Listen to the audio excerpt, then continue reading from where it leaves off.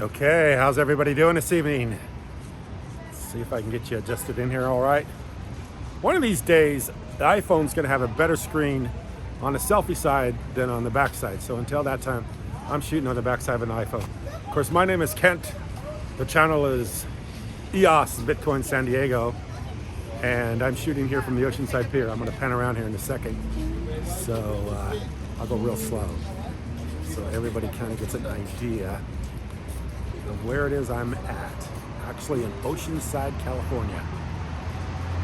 Right next to the ocean. And of course I talk about cryptocurrencies, my favorite topic in the whole wide world. Let this truck go by. And hey, I appreciate a lot of people for wishing me well after my heart surgery.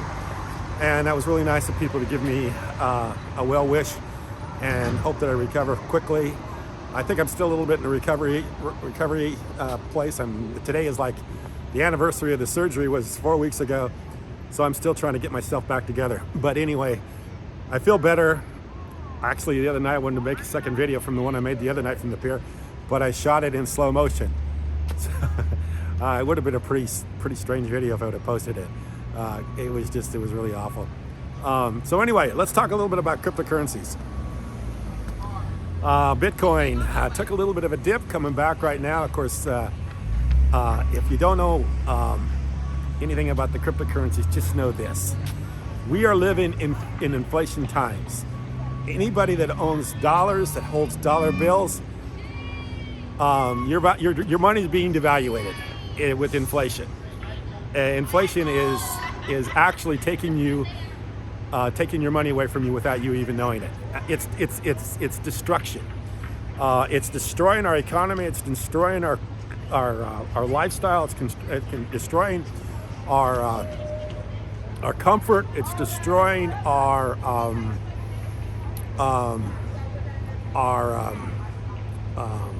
what's the word I'm thinking for?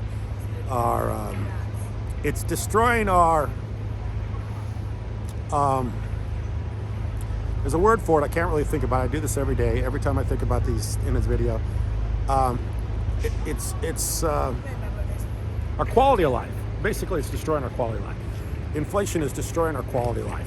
And the way the inflation works is that when the money is devalued the way it is devalued, your bank account isn't worth as much as it was before the devaluation. The other thing that's going on is companies will rob you by creating a product that they're cutting corners on. I wouldn't say rob, but they're trying to stay in business. So in other words, if they got to make a profit, they used to make a profit by having the dollar being more valuable than it is currently.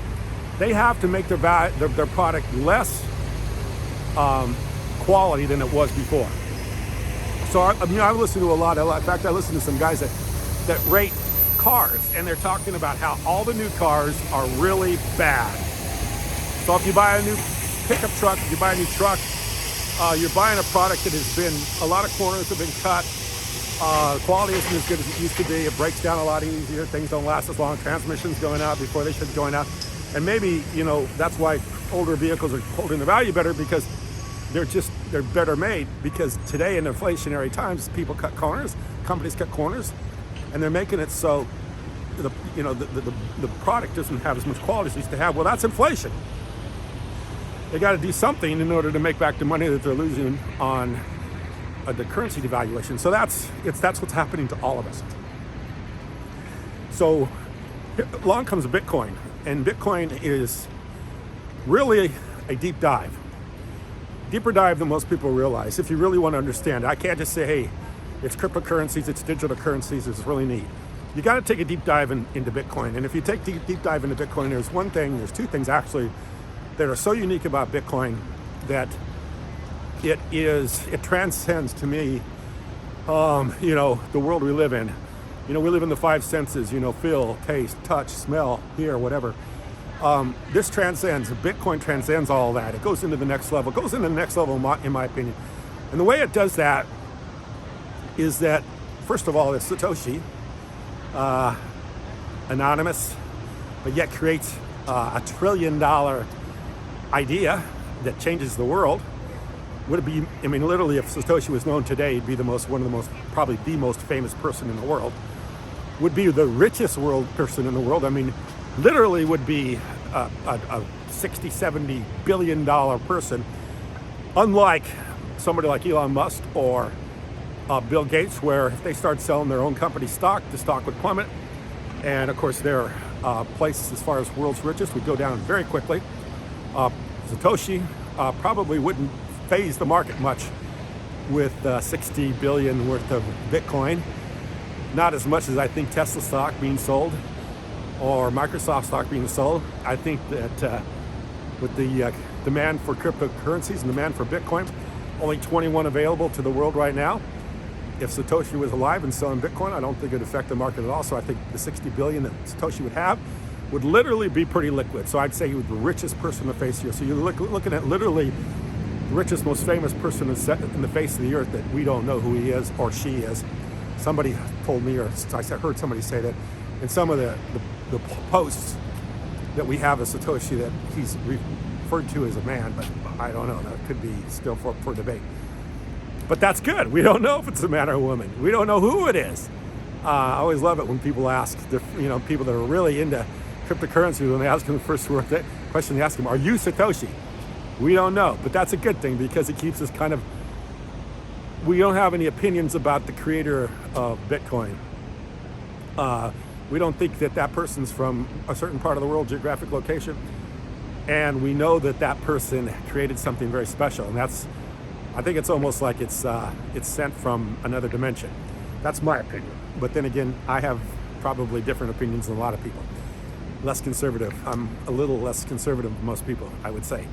So yeah, I think it's from another dimension. I think it's something that's from the outer dimension, the outer areas. I think the outer it's from, all I could say, probably the best way to describe this, another dimension. So yeah, Bitcoin's from another dimension. Believe it or not, but that's my opinion. When you really study it hard enough, and you think, and I mean, I'm a realist. I'm a late middle-aged man who's lived his entire life, pretty straight. Haven't really done too many wild things. Been married for 35 years, got 3 kids. So yeah, when I tell you that stuff's out of this dimension, I'm not living in, the ozone layer. I've been, living in the real world. And I'm telling you, man, this stuff is crazy. If you really want to take a deep dive, there's a few videos I can recommend. But, there's some really good stuff out there about Bitcoin, about Satoshi Nakamoto, about everything. But let's leave that for other videos. The main reason I'm making this video tonight is I want to reach out to people for their help. And one of the things I want to ask people is that we're asking Binance, which is the largest exchange in the world, largest crypto exchange in the world, to give the 90 million tokens that we gave to Binance for distribution to the people that own the EOS token when the EOS token transitioned from ERC20 to EOS. We airdropped 90 million tokens on Binance. Binance took the move of taking it off the chain and putting it in a cold storage wallet. We burned everybody's tokens that didn't actually move those tokens, like Block 1. We gave Block 1 a bunch of tokens. Block 1 never claimed the tokens. They kept them on the chain. So then we burned those tokens. Well, it just so happens that Binance had 90 million tokens. They didn't burn those tokens. They kept those tokens. So they actually made a intentional move to keep the tokens and keep them in cold storage, but they never distributed them to the actual account holders that they rightfully belong to. They've just held them centralized on their own centralized wallet. So we're asking Binance, and we're doing this as a challenge. Please distribute the 90 million tokens that you are holding for your customers, that you had a duty to distribute those tokens to the people that own the EOS token, of which we airdropped this CHL token to. Please distribute your CHL to the rightful owners and not hold it to yourself. And we're asking Binance, we've been asking them for over a year to please release the CHL tokens that they hold for their customers, of which they are keeping from their customers. And so if they would release these tokens to the customers would have the right to do whatever they wanted with it. So we're asking you, if you have an account with Binance, if you are able to contact Binance, please ask Binance to release the 90 million challenge tokens that you hold to the rightful owners. I'm gonna go down here and show you something real quick. They always kind of show interesting things down here at the fair. But check this out behind me. They're actually dredging out and wow, they really got quite a clip here. I'm gonna spin around here. I hope you can see it. So there's a big tube behind me, and there's probably a dredge somewhere in the yeah, you can see it out there. I don't know if you can see it in the distance. But that's a dredge that they're actually dredging up sand, and they're pulling it back here to the beach. And they're getting to be quite a cliff here. This is usually a beach that runs clear out past the pier, but now with this big thing that they created, they've really got quite a cliff going on here, and there's quite a drop off here too. So I don't know if you can see it or not, but anyway, it's pretty interesting stuff. We got quite a V8 cat sitting over there. We got quite a process going on here. So anyway, please contact Binance. Tell them to give up the CHL that they hold, centralized in their own cold storage wallets, that they moved off the EOS blockchain intentionally, that was meant to be distributed airdrop to all the people that had Binance accounts at the time EOS changed over from ERC20 to EOS. And please distribute the CHL tokens, give them to the rightful owners, don't hold them centralized in your wallets. That would help the CHL's trading. It would give us more liquidity, and it's just the right thing to do. So Binance, do the right thing. Give up the CHL that you're holding in your centralized wallet, cold storage wallet. Give it back to the people that deserve it, the people that was intended to for. That's what it was for. If you didn't want to give it up, then you shouldn't have moved it off the chain, and we would have burned it. So please do that. The other thing too is, if you're believing in the fact that the Bitcoin isn't going to go back up, you are really believing in a false system. You're believing in a narrative. You're believing in an analog system. The current currency, the current system that we have is an analog system. Analog meaning basically it's the printing press. It's the age of, and I'm old enough to remember as a kid when teachers used to use a copy machine, or what they call I can't even remember what that machine was, but it was a big round drum, and they would take a stencil. You can hear the rocks going through the pipe behind me too. I don't know if you can pick it up on the video, on that pipe that's sucking the sand from clear out there in the ocean back here. A mimeograph machine, and it had a big crank on it. And they would literally, like before they make a test, they'd make a stencil of a test that they wanted to create. They paste it onto this drum, and they would sit there and they would turn the drum, and that would make the copy, and it would turn out boom, boom, and it would make a sound every time you did it. And I remember that as a kid. I was a young kid. I was probably in middle school, even grade school when they did that. Well, then as time goes on, the mimeograph goes away, all this stuff goes away, and now we're all digital. You would never dream of cranking out one copy at a time on a crank machine. That's an analog system. That is our current currency. Monetary system is analog. Today we have a faster speed of light, easy to maneuver, peer-to-peer, no third party, digital currency called Bitcoin. And of course, I think Bitcoin's a true, honest cryptocurrency. It has the test of time. There's a, Satoshi account out there that's, like I say, $60 billion. Nobody's been able to hack it in the last 15 years or 10 years, 12 years, however long Bitcoin's been around, since 2008. 2009, I can't remember, somewhere around that time. Nobody's been able to hack it. Obviously, the biggest treasure in the world, nobody's been able to take it down. So, there's a lot to be said for here. So we're moving forward into this digital age. Just like when I was a kid, and they used to crank off in the mimeograph machine, one copy at a time. We've moved forward from that. We're moving forward from the analog systems, the analog currencies, and everybody knows it.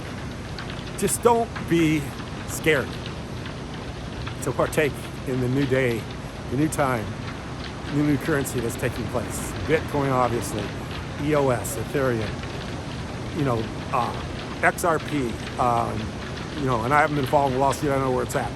Obviously, being out for 30 days with my heart, I haven't been able to follow a lot of projects. People are asking about projects right now, and I can tell you right now, I'm not the guy to ask, because I've been out for 30 days, and it's been hard for me to keep up. All I know is that, it's the future. It's the way it is. You're going to jump aboard or not jump aboard.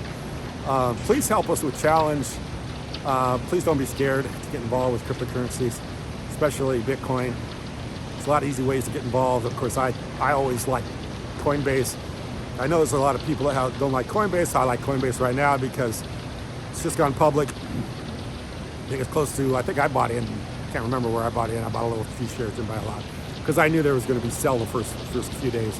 That's typical of newly traded companies. They usually, a lot of people take some money out right away. I think the founders took some money out right away, so I didn't buy in right away. But I think I bought in around $100. I don't know where it's at right now. In fact, I don't even know if I'm right on $100. I can't remember. Bought it on Robinhood. I'm not a big fan of Robinhood, although I love Robinhood. But Robinhood capitulated on the GameStop thing. I think they shut down because the community was driving GameStop so high they had to finally capitulate and shut it down, which I didn't think that was the right thing to do. And speaking of that, there is a community out there. The GameStop community, the Dogecoin community. I was kind of saying negative things about Dogecoin the other day. But Dogecoin really isn't about the technology. Dogecoin's about a belief. It's about the fact that there's a lot of common people that are getting tired of the people that are getting something for nothing. There's a lot of people out there taking advantage, getting something for nothing. GameStop people, Dogecoin people, they are the people that are standing up to this group of people that are getting something for nothing, that are creating wealth out of nothing, out of paper money, out of thin air. And they're trying to stand up against that. They're trying to say, hey, no, I don't care how far or how